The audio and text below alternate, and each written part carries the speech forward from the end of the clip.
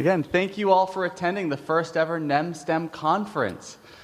This conference has been the hard work of a lot of students, faculty, staff here at the college, and especially could not have been put together without the very hard work from Corinne Stoyanov and Lauren Buxa. So I'd like us all to give them a very loud round of applause for all their hard work they put in putting this together.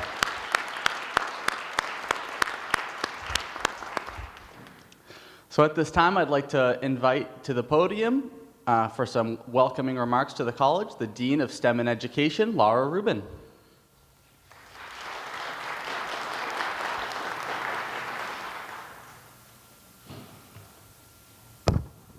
Thank you.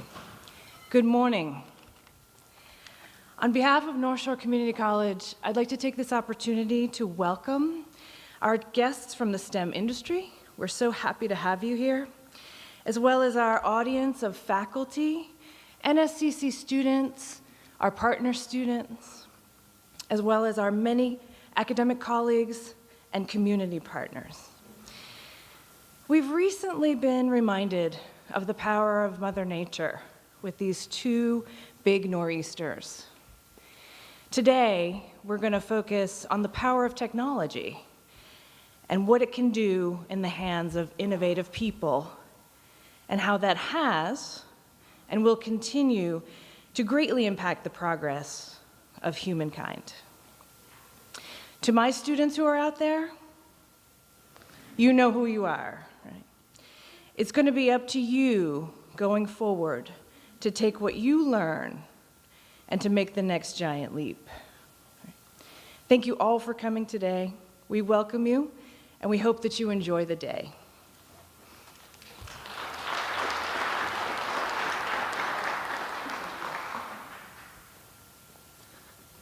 Thank you, Dr. Rubin. She said she was going to be quick when she got started, and she held right to that word.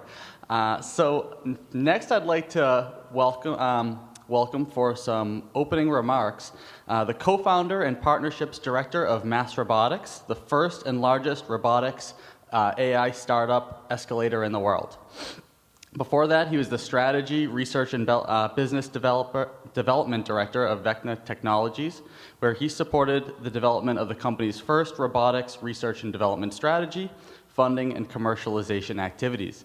I just spoke with him, and he has a background in mechanical engineering and what's the word for like overseeing management of technology startups. So at this time, I'd like to welcome Fadi Saad.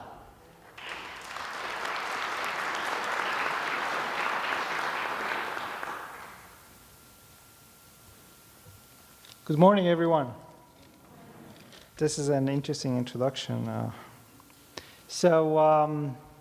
Back in 2014, I was sitting on my desk and kind of following the news, and I was struck by the acquisition that Google did. At that time, Google acquired almost 7 or 8 companies, robotics companies, including Boston Dynamics, Shaft, and other companies. And obviously, this kind of like checked everything in robotics, and as you can imagine, all investors and everyone started looking at what's going on. And in parallel, Google has been investing a lot in self-driving cars, which at that time, back in 2014, seemed like a sci-fi project. And then, together with other folks from Draper Labs, Mass TLC, we came together and said, like, how we can take the lead in what's going on in robotics at that time, and what are the kind of gaps and problems in the space that we can fill. And understanding the critical mass of robotics companies, successful companies like iRobot and Boston Dynamics and Kiva Systems, which got acquired by Amazon Robotics, amazing research universities like MIT, Harvard, WPI, UMass Lowell, and many schools in the area. Understanding all of that, the infrastructure of testing and development, the availability of capital, entrepreneur energy in the state, we said, this is the place, this is the hub for robotics, and we need to defend that. We need to make sure that Massachusetts will continue to be at the forefront of robotics and AI. So we looked around and we realized that there are lots of incubators, lots of accelerators, lots of investment. However, we don't see lots of successful robotic startups in the state. And we said, like, wait a minute, why is this happening? Why it's not adding up? And what we realized that the incubation acceleration model, when you track it back to its origins and roots, it's mainly designed for software companies. It takes you all the way from ideation to close to prototyping, and the assumption was once you are in an accelerator and you have a prototype, you can push it to the market, let people use it, and then you get data, you get insights, you can improve on the product, and the worst thing that could happen is what? The software will crash, right? You cannot do this on hardware, right? No one is expecting getting a prototype of a phone or a car because serious stuff could happen, right? So what we realized is the incubation acceleration model is not really complete for hardware companies or hardware and software companies like robotics. And there was a need in the innovation space for something new. And this was the motivation for creating mass robotics. And in the beginning, when we were like speaking with government officials and corporate partners and others and like saying, this is the idea, this is the concept that we're trying to say, and say, oh, so you are another incubator. Say, not really. Oh, maybe an accelerator. Not exactly. So who you are? So we had to come up with a new term to describe what we are doing, which is a startup escalator, to focus on the idea of scaling companies from prototyping to production. End of 2015, we were struggling about fundraising money for mass robotics to create this facility, lab space, prototyping capabilities. And we decided to go directly to the corporate world. And we were very blessed to have 11 founding partners. Among those are Amazon Robotics, iRobot, Arrow Electronics, Deshpande Foundation, amazing organizations and companies that believed in the vision, and at that time, we didn't have anything. We just had the vision, the community. They gave us our seed funding, which allowed us to secure our first facility in the 12th channel in the Seaport area, with lots of support from Mayor Walsh and his economic development team in the city of Boston. January 2017, we started operation with only 2 companies in our space. Just last month, we celebrated our anniversary. We were sold out on all the space. We didn't have any additional space with 30 companies in mass robotics. We had our 2 first graduates, Square Robot and American Robotics. Both of them came in with 2 founders, and they graduated from the space with almost 15 people and raising multi-million rounds of funds. So we're very proud of what happened over just the course of last year, having a physical operation. Many people were behind that. Amazing team, our executive director, Tom Bryden, Joyce Sidopoulos, our programs and community manager, Russell, who is helping us on the lab space, Denise, leading our STEM activities, and I'll speak about that in a minute. Lots of many people were behind this, I think, success story. Also, having corporate partners was integral to the model of mass robotics, because it's not only about the space and having the tools and the prototyping infrastructure, but most importantly also having strategic relationship with suppliers, with software providers, with VCs, with market channels. Large companies like GE, Panasonic have been helping us. It's really creating this vibrant ecosystem and make it ready for startups and entrepreneurs to utilize it whenever they need it.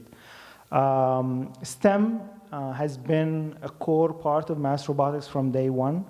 And our belief was we are creating an organization, probably not for our generation. It's probably for the generations to come, for you. We understand that the kind of companies that are created now, probably we wouldn't be there when they become multi-million or billion company. And from day one, it was very important for us to keep engaged with STEM activities, amazing programs like FIRST Robotics and others, because we wanted to make sure that there is a healthy funnel of talent, of competent people who are not afraid and scared of robotics and AI, understand how to deal with it and how to actively engage in this revolution that's happening. Just to give you some kind of statistics, back in the 1900, almost 41% of the US workforce was employed in agriculture. Let me look at the notes to make sure that I'm not making things up. By 2000, only 2% of the whole workforce was employed in agriculture. So, and this dramatic kind of drop was mainly for automation. So what we see now is not really new. It has been happening all the time. Probably the difference is, probably it's accelerating, so we panic because it's happening so fast. And it's not only that, it's happening everywhere. In my opinion, and many of the people in the industry who are much more experienced than me, what's happening in robotics and AI now is similar to what happened to the computer industry back in the 60s. So at that time, there was something called the computer industry. Now, we don't hear about it. I believe that the same will happen for robotics. Eventually, we wouldn't hear about something called robotics. What will happen is robotics and AI will get absorbed to the different verticals. We will see commercial drones in oil and gas doing security, doing surveying, the same for construction. We will see autonomous forklifts, autonomous heavy trucking. We will see underwater drones and vehicles doing inspection and sensing for the oceans. We will see 3D printing, disrupting all what's happening in manufacturing, what's called mass production in quantities of one, so highly customized mass production. We will see exoskeleton in supporting workers in kind of lifting heavy stuff, working manual tasks. We will see robotics everywhere in medical, in logistics. It's what we see now is amazing. It's mind-blowing. And I think it's very important to realize that eventually there wouldn't be something called robotics and AI. It will be basically absorbed to the different vertical. And regardless which industry you are in, you will need to be comfortable with AI and robotics because this is what's happening. But let me go back to the story of the kind of workforce in agriculture. How the US responded to this market dynamics. And again, let me look at my notes. By late 19th century, in 1900, the typical young American had only what's called a common school education, which is equivalent now to 6th or 8th grade education. The US responded to that by late 19th century, recognizing what's happening in the market and the kind of the workforce dynamics, the US responded over the first 4 decades of the 20th century by becoming the first nation in the world to deliver universal high school education to its citizens. So I think the key word here is adaptation. And I want to thank and congratulate the organizing committee of this event, because an event like that is the proper response to what's happening in the market now. It's a typical response to what we see, because we need all to come together and find ways not to resist and not to ignore, but rather to adapt to what's happening in robotics and AI. I thank you all for the invitation. It's a real honor to be among you today.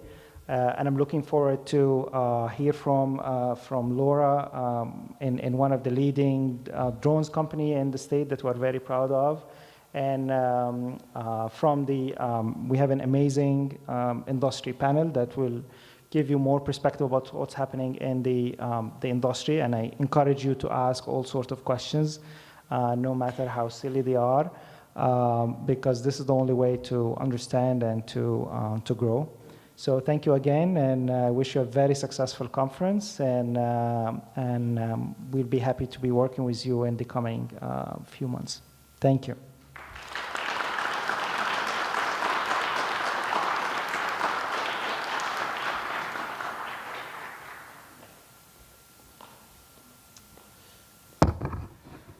Thank you, Fady, for those wonderful opening remarks. I know everyone's excited to hear Laura Major speak.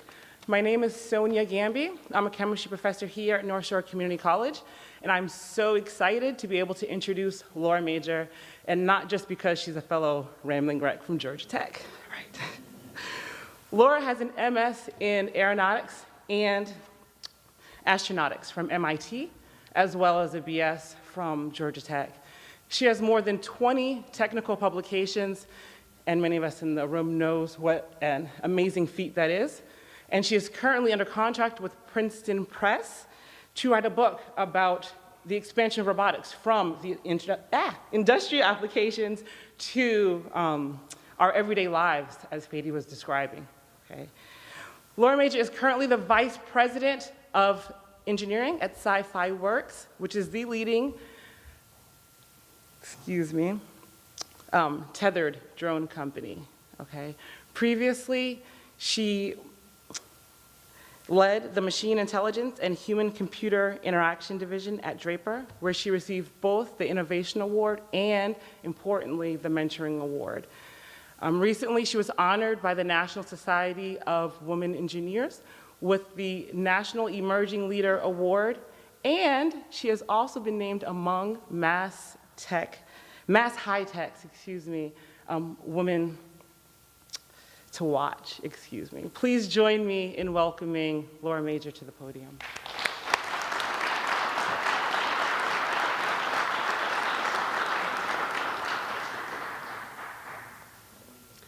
Good morning. Thank you for that introduction. It's great to be here with you this morning. And I appreciate the remarks this morning as well. Those were very inspiring words of kind of where we're going. And I want to build on that today and really kind of take a look back at some technology trends that have gotten us to where we are today, and use those to motivate where we're going and some of the open challenges that are left to tackle. And hopefully that can inspire all of you to help contribute to many of these challenging areas that we face. Okay, so I want to start by looking at some of these technology vectors that have gotten us to where we are, and I'll also describe a little bit of my role in a few of these.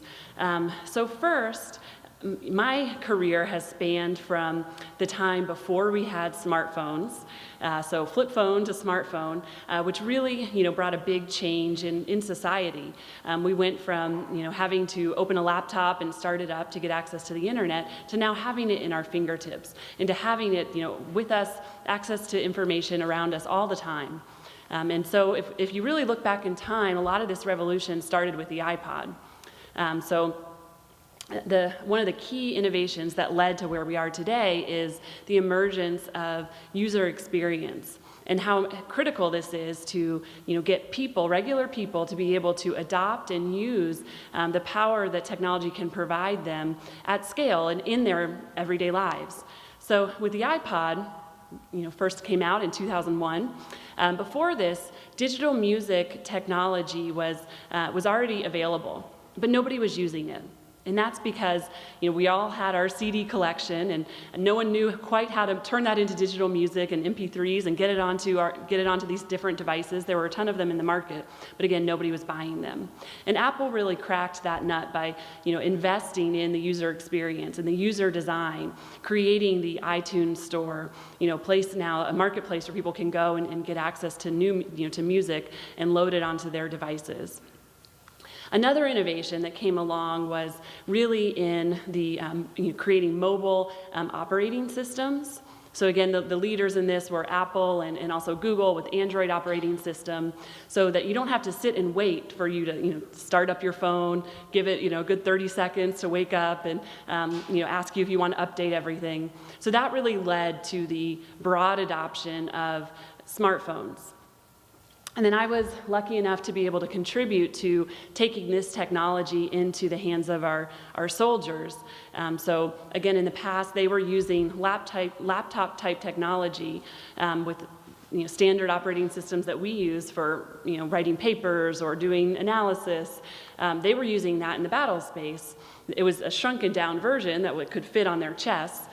So physically it was shrunken down, but the processing and the support that it provided, the digital support, hadn't been adapted yet to support the needs that you need in a mobile environment. And so we leveraged what was happening in the commercial space, and we created a new concept now called ATAC, the Android Team Awareness Kit. There are a few different versions of it now. But anyways, we leverage this technology to make this capability available and accessible also to our soldiers. This system is now in wide adoption across military as well as first responders, used here at the Boston Marathon, and really used probably more frequently than you would expect. So it gives them the capability to now share information very dynamically in real time across the team, be able to bring in video, link it to maps, and really, again, provide that broad access to any information that they might need in a moment's notice in their fingertips. So the next technology vector I want to talk about is in the robotics space. So post 9/11, there was a lot of investment by the military to try to bring robotics, ground robotics, to soldiers because of the emergence of IEDs. So try to remove people from these dangerous situations of having to approach a potential IED and then ultimately detonate it. So this led to the invention and again the rapid expansion of the PackBot, created by iRobot, founded by one of our founders, Helen Greiner.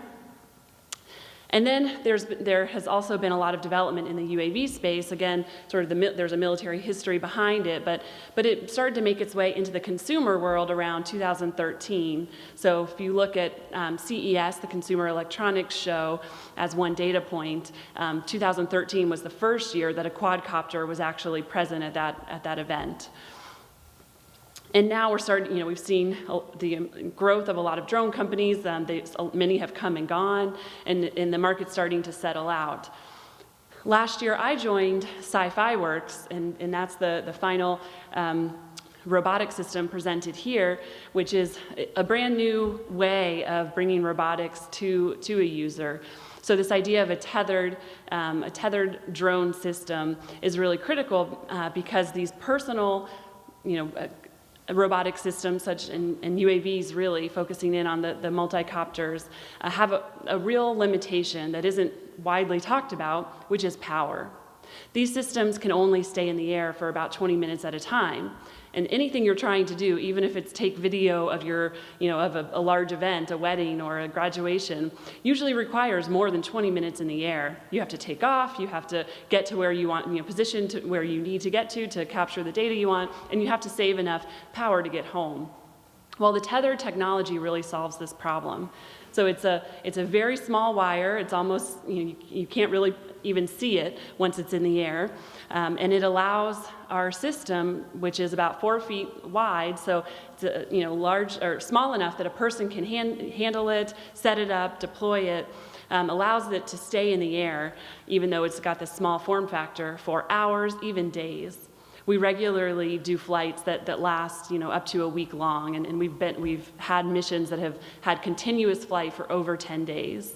So this really changes the game in terms of being able to now capture data or provide any type of technology that you might want up in the sky. And so all of these technologies really lead us to the ability to extend human presence. So to go to places where you can't go to otherwise, or where it's too dangerous for a person to get to. So it adds another element of providing additional data to the world and to all of us. And so the final technology vector I want to hit on is AI and machine learning. And this is really I think we're really just scratching the surface on this technology area. And I refer to this as cognitive synthesis. So the previous two technology vectors we talked about really provide a vast amount of data to all of us. With a smartphone, you have access to the entire internet. With robotics and drone capabilities, you now have volumes of video data that can last for days or months. So there's a lot of data that now is available to us, but AI is enabling us to be able to make sense of that data very rapidly and transform that data into the key actionable information that we need to help us in whatever task we're trying to do, whether that's perform a job or whether that's collect data about an event, allows us to get to that understanding very quickly. So if you want to look at how this has sort of evolved and where it is in maturity today, I chose a few sort of key moments in history. In 2006, there was a lot of academic findings and development happening, and there was a landmark publication that came out around backpropagation that really sort of enabled deep learning to take off and to really reach new heights in terms of performance. And we saw that in 2013. It was the first time that deep learning algorithms were able to beat human performance in this ImageNet challenge. You can see on the plot here, the orange, I know it's not very readable, but the orange represents human performance in doing image detection, and the blue is the results out of that challenge year after year, and it crosses the orange line in 2015. And then just this year, 2017, now we're starting to see this capability make its way into consumer products. So that really starts to showcase that this technology is starting to mature and be ready for use in a broad way. So we have on the iPhone, they just last year, we're now 2018, have launched the Face ID as a part of their system. All right, so now let's use these three technology vectors to look at kind of what's the potential that all of this jointly unlocks for us.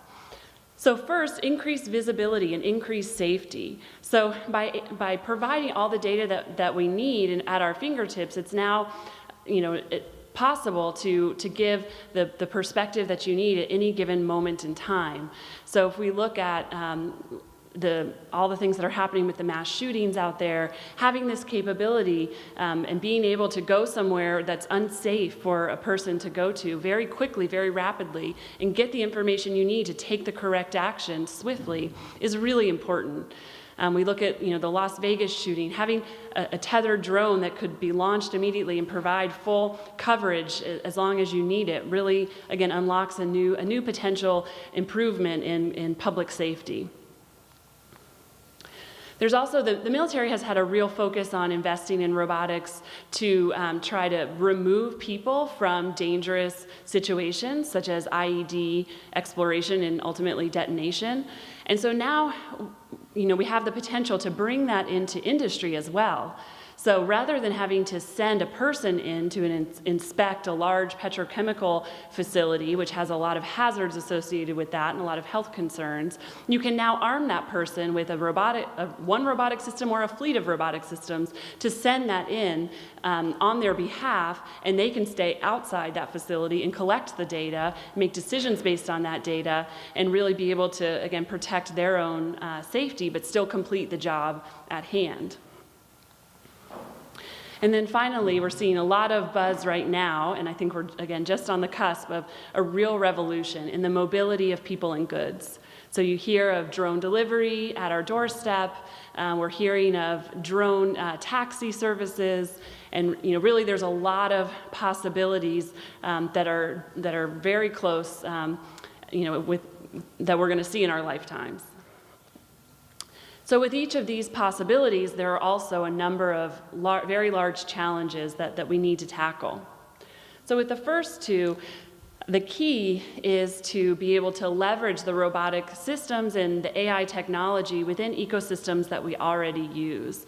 So having standalone capability is really where we are today, that there are a lot of solutions in these spaces, but they haven't come together yet to help us really solve very specific tasks that we need to get done, whether that is security of an event, or whether that is performing a job and being able to turn the data that you collect into the products that you need to then do the analysis and make decisions. So there's a lot of work to try to integrate these systems to solve very hard problems.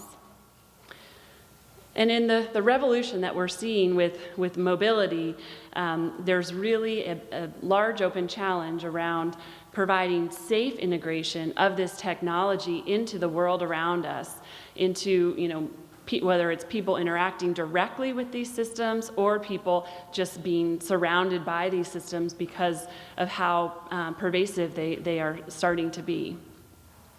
So with that, I want to talk, my last talking point is really around this busy chart. I'll walk you through it, but which really lays out kind of where we are and how big of a challenge we still have to face in this space. So what you're looking at on this plot is the cost of failure versus the amount of operator expertise. And this is all from a paper recently published, so you can look up, it's got references, those are in the paper that you're welcome to look up if you're interested. So if you look up in the top quadrant there, the orange squares, those really represent industrial applications. So there are many, complex automation and robotic systems have been in use in industrial applications for a long time, for decades, because they were required. These operations are very complex. One person alone, can't possibly manage all of these systems at a time, and so you have to layer in automation to help improve the safety. So if you look at, commercial aircraft, a pilot has a lot of automation at their fingertips, and that's really what's resulted in where we are today, which is we just finished the first year where we had 0 accidents in our national airspace. And that's the result of many of these layers of automation that have been added over time to mitigate the potential problems that can happen. Nuclear power plants, the space shuttle, these are all, again, very complex systems. These operators, though, we have the advantage that they have a lot of expertise, so they have a lot of training time. They learn the details of this automation, how it helps and what are the weaknesses as well, and they're trained to compensate for these weaknesses. Now, if you look at the bottom quadrant over here, the blue diamonds, this really highlights where we are with consumer products today. These systems are used by everyday people. None of us want to go to a 3-week training course to learn how to use our latest, electronics device that we got for the holidays, right? We want to open the box and we want to start using it immediately. We're not going to have the patience to sit down and really, think deeply about what's the technology here, what's the automation behind it, and when might it fail. So that's acceptable for standard technology that we interface with, whether we're talking about Alexa or the Roomba.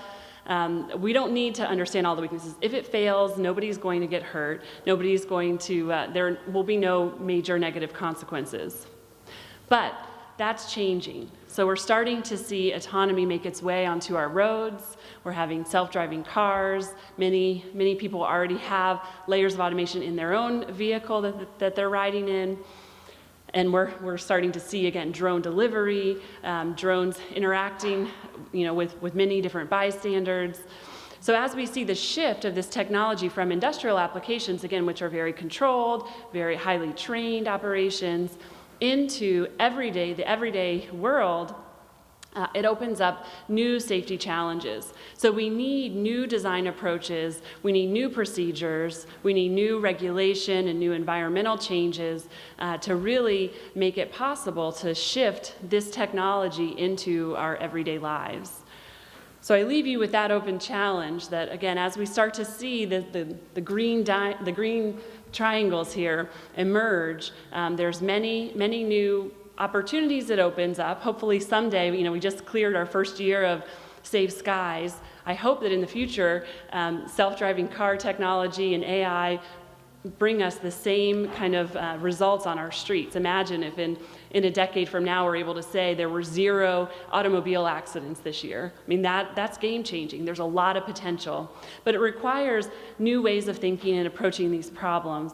The user experience research that's done by Apple and many other consumer product companies doesn't necessarily address these open challenges. We have to also learn from what's happening in industrial applications and start to layer that together with the user experience to create new ways to design this technology and new ways to harness it and put it into the hands of an everyday person who's not going to, again, have the time or the luxury of many hours of training and really a deep expertise on the technology. So with that, I will conclude and open for questions.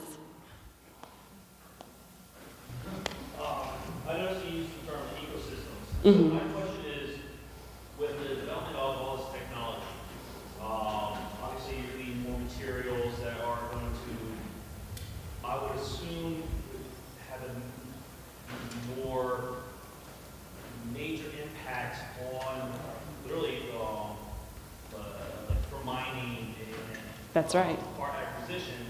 So like in the processing of those materials, so that it creates even more hazardous materials. And then, of course, you have the batteries. So with the development of this technology, with the expansion of these materials everywhere, like how much, think of the law of unintended consequences. What's going to be the overall economic or ecological impact? And I'm not a trade or anything like that. I just look at like unintended consequences. What are the expected, or has there been research into what is this going to do for mining, for the material processing, for disposal of these batteries when they reach their shelf life? They can parts components of it cannot be recycled. But sit there and think about clean energy, for instance, like those large wind turbines, but how much energy was used to create. So. Yep. Yeah, I understand the question. So yeah, when I talked about ecosystem, I wasn't necessarily talking about the ecological impact. I was more talking about the ecosystem of information and technology, digital technology that we live within today, the Internet of Things, the the capabilities we already leverage on our smartphones, the technology we use to do data processing already, how we complete our workflow and our tasks today, and having these technologies fit within that world rather than being standalone technologies that a person has to learn and use and operate as a separate system. Because that's a limitation to broad scale. But certainly, as technology increases, and I think there's a lot of research in green initiatives, and that's again sort of not my focus area, but there is a lot of work in that space, and there should be more. That's another open challenge that I encourage others to pursue, and certainly will need to continue to be a focus going forward. Other questions?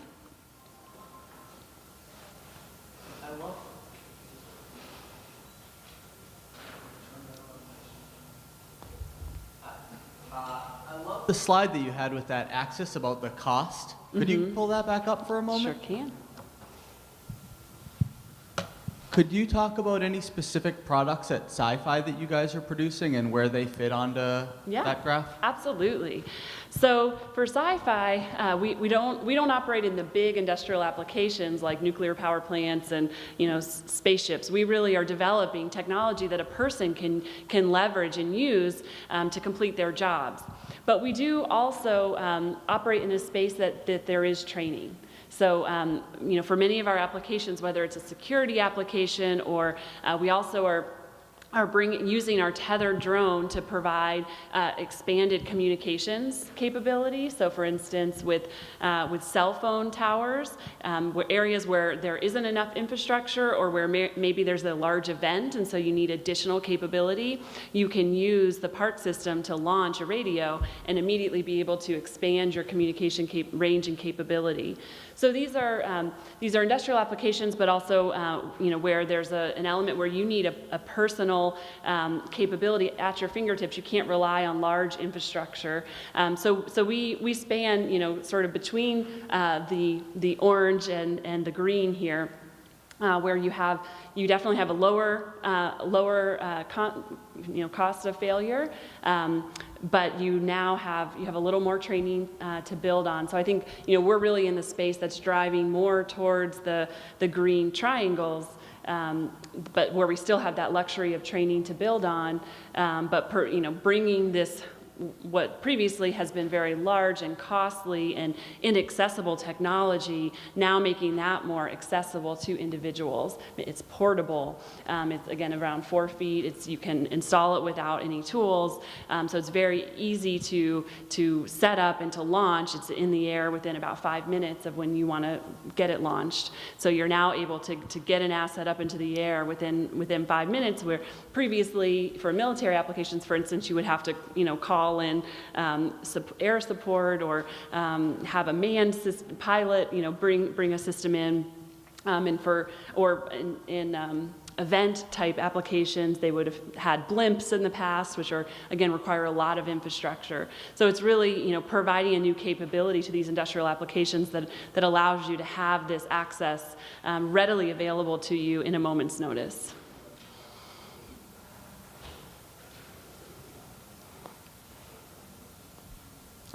Any other questions? Hi, my question is similar, I think, to Billy's. I appreciate this graphic a lot, especially with the drones. It seems like there's such a range out there, from the personal user to a commercial use and to a military use. That's right. And in a broad sense, my question is about how the industry is really educating the public on these new interventions and how they can help and be incorporated into everyday life in a safe way. I kind of live under a rock a little bit in my Netflix and Facebook, and I don't see a lot of this. And then one day my husband came home with a drone. I was surprised, but my husband very predictable, and he did what I expected him to do, which was fly it into a tree and break it. So it was never an issue. But I was like, he came home with a drone. And he got it from his office mate. Okay, so how are we gonna go from the upper left to the lower left on a broad scale? I think people you're like right. me and my Netflix. Right. Okay. Yes, and that is where we are today, that there's a lot of work happening. We at Sci-Fi partner with the FAA on a number of initiatives, as do other other industry here in Massachusetts. Mass Robotics, I'm sure, is involved in a lot of these discussions as well, but there's a whole regulatory element. So with Sci-Fi, with our park system, we have to follow the FAA rules, and we have to have waivers and announce where we're flying and when we're flying, and take a number of safety precautions. But as you mentioned with your husband, coming home with the drone, consumers aren't necessarily going to even know what those regulations are. And so FAA is starting to realize that and adapt and think creatively about that. I think self-driving cars is another great example. To be honest, I'm really surprised at how much of that technology just all of a sudden was implemented and thrown into the marketplace. And I think we are doing a lot to the NTSB and others to kind of catch up with that. And really, there's a lot of deep thinking, soul searching going on about how much autonomy is appropriate on our streets, and what type of autonomy, how closely in the loop do you need to keep the people, the drivers or the passengers, and how much do you take the person out of the loop? And there's both advantages to having a person in the loop and disadvantages. Human error, the timeliness it takes for us to be able to respond and take over control in a difficult situation is limited. And so there are advantages to the autonomy, but there are also advantages to people being included in this technology. And so there's a lot of soul searching and a lot of work going on right now, and I really think we're just at the beginning of figuring all of that out. And my guess is there might be some major incidents that happen that kind of are a wake-up call to, to get us to think more deeply about this and take it more serious than we already are. But that is a very active conversation that's going on, and there are many programs that the FAA has right now where they're doing experimental integration of various drones into the airspace. And so I think that's, that work is going to continue, but it may take a big moment, in society to also drive it and pick up the pace so that we can, get to solutions faster. Can everybody hear me? Good. I hate talking to the mic. So you are basically leading expert in tethered drones, correct? Yes, So your company, absolutely, yeah. So in the military, a number of our weapon systems were actually tethered units, and they had a set program that something in the battle space caused the tether to disconnect, either through just like it's really winding or it actually comes across something in cuts. For instance, undersea weapons would go into a certain specific search mode. Air launched weapons or ground launched weapons would just detonate. What are the safety checks inside these tethered drones that because of whether it be the battle space or whether it's the environment, and you're looking at a natural disaster, they're obviously not necessarily have a very clear field of use. You're going to have objects in the way like damaged buildings, trees, and so forth. What is the go-to safety mechanism implemented that in case that tether is disconnected? Yeah, so great question. So a big part of being able to create and really implement a tethered capability is that you have to add in a lot of autonomous behaviors. So when you think about what tether provides you, it provides you the ability to have a persistent presence. You can, again, stay in the air for days. We're not talking about minutes, we're talking about hours and days. You can have a system flying, providing communications in a disaster, scenario where the infrastructure has been taken down for a week at a time and never bring it down. But in order to do that, you have to provide a lot of autonomous capabilities on the vehicle itself. And so that's a big part of the innovation that we've done at Sci-Fi, which is to really provide many layers of autonomy to provide these safety loops, if you will. So we've got a number of inner loops where if there's a weather anomaly, let's say, so you're flying, you're providing this communication capability, and then a large storm moves in. Our system is able to detect when there are large gusts of wind that it can't handle, and it will lower and try to find smoother altitude. If the gusts are still beyond what the vehicle can handle, it will actually auto-land. Then there are other failure mechanisms around that, which are, the system is constantly monitoring for any kind of system failure that may require the system to come down. And if any of those are triggered, we have over 50, failure conditions that we watch for. The system will autonomously, again, land itself from the same place that it took off. And then our final safety mechanism is a parachute. So if the system completely goes lights out and starts to fall, there's a parachute that pops and brings the system down safely. So I think it's very important with these systems, and when we talk about the consumers, versus industrial applications, we need to start seeing some of these safety features in even some of this consumer technology, because what it allows for are these safety nets that a person doesn't necessarily have to take any action. The system can manage that autonomously and really provide that capability so that there's not going to be major damage or any negative consequence to a person. So that's a big part of our system, and I think again the type of innovation that's happening in industrial applications, because we have to push the boundary and we have to be providing advanced capabilities, that we need to start leveraging and pulling into consumer products. Right. Any other question? Yeah, thank you. I have a question thinking about, the incoming talent into this, burgeoning field, and just kind of interested to hear your perspective, especially with technology changing so rapidly. What are you really looking for broadly in candidates entering this field as far as maybe technical or interpersonal skills to help them succeed? That's a great question. Yes, certainly there are many technical fields that come together to solve these problems, whether it's computer science or electrical engineering or mechanical engineering.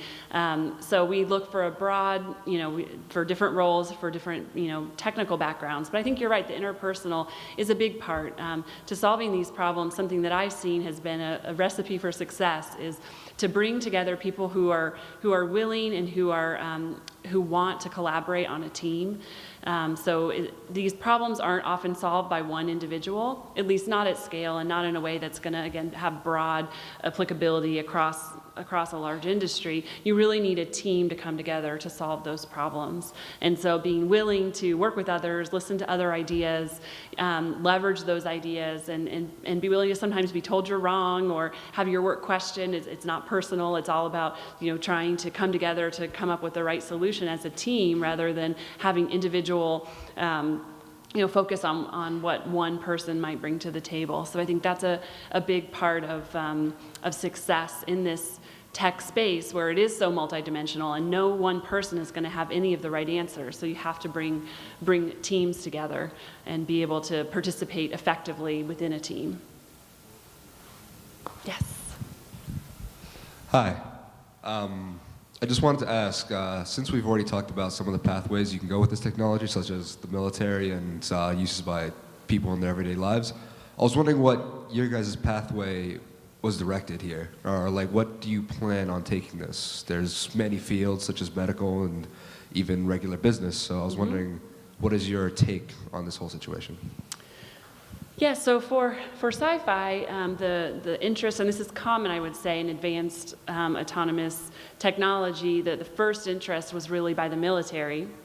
They often lean forward and kind of needing any kind of edge, any extra capability that they can have. So they're willing to take early concepts and put them in the field quickly and fund you to mature that technology. So we're no different than how many of these technologies have evolved.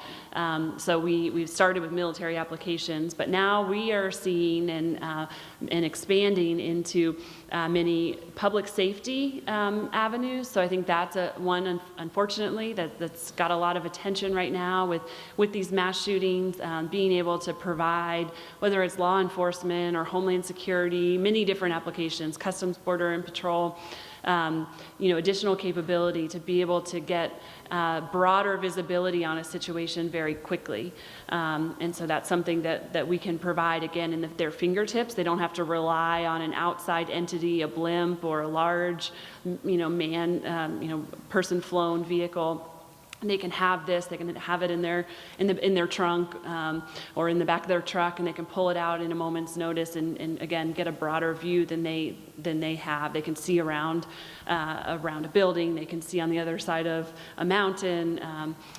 They can see a large crowd and see the flow and direct it more effectively. So I'd say that's a large new interest. Another one is, I think, in the gas, oil, and petrochemical space. So we also have another system I didn't talk as much about that's we call the pocket flyer.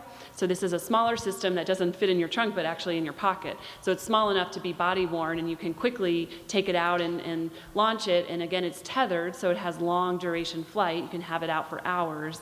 And so we have a lot of interest from broader industry, oil, gas, and petrochemical, to have this now going into large caverns that previously people had to suit up, and really there were a lot of safety concerns with sending people into those zones. And so now you have a small capability to go collect data, to have video or crack detection, be able to do the inspection to determine if a person is needed to go in and make a repair.